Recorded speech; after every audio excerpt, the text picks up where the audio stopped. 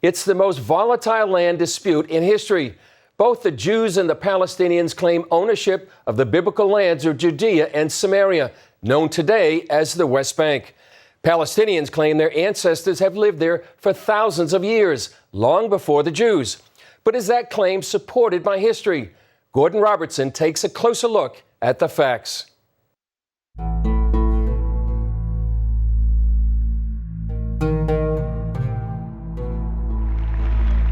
In 1969, Israeli Prime Minister Golda Meir made headlines with this comment: "There is no such thing as the Palestinian people. It's not as if we came and threw them out and took their country.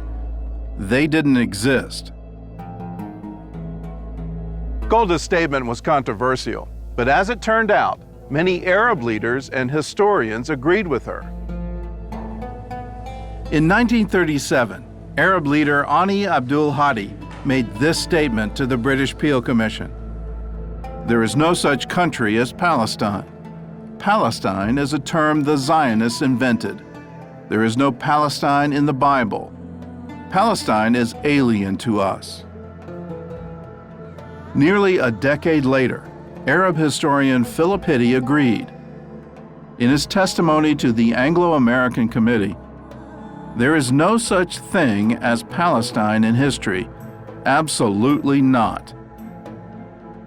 In 1956, a Saudi representative to the UN stated, "It is common knowledge that Palestine is nothing but southern Syria." And more recently, Syrian dictator Hafez al-Assad gave this lecture to PLO leader Yasser Arafat. Never forget this one point: there is no such thing as a Palestinian people. There is no Palestinian entity. Palestine is an integral part of Syria. With the Peel Commission of 1936, the British government offered for the first time the partition of the land, the partition of Palestine into a Jewish Palestine and into an Arab Palestine. We were all Palestinians because this was the nature of this administrative unit, Palestina.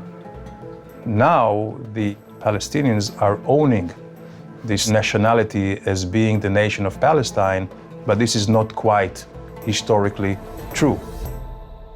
So what is the historical truth?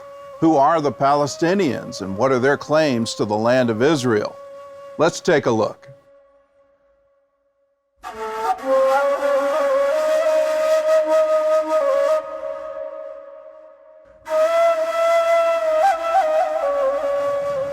Many Palestinian Arabs, including Arafat, have claimed to be descendants of the ancient Canaanites.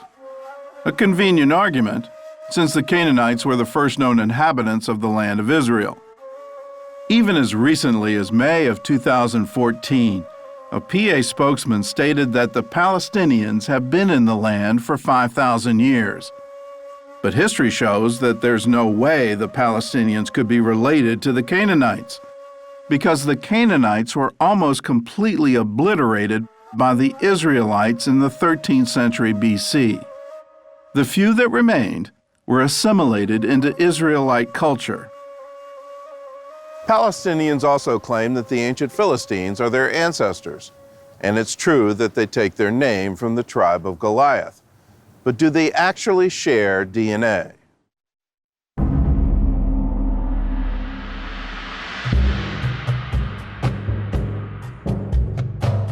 The Philistines were a seafaring people who came from Crete, the largest of the Greek islands. The Philistines got their name from the Hebrew word Plishtim, which actually means invaders. Palestine means invaded land. Why should we call it that? When the Philistines invaded Israel in the 12th century BC, they stayed close to the Mediterranean coast. They never settled in Jerusalem, Hebron, or Jericho, all cities claimed today by the Palestinians. By the 7th century BC, the Philistines had been assimilated by the Assyrians, then conquered by the Babylonians. From there, they disappeared from the pages of history. And experts say no one alive today could prove Philistine lineage. But if the Palestinians want to claim them, they would have to acknowledge that their real ancestral homeland is not Israel, but the Greek island of Crete. The Palestinians may not have gotten their DNA from the Philistines, but they did get their name. When the Roman Emperor Hadrian conquered Jerusalem in AD 135, he was determined to eradicate even the memory of the Jews and erase their connection to the land of Israel. So Hadrian renamed the region after their historical enemies, calling it Syria Palestina, the Latin translation for Philistine.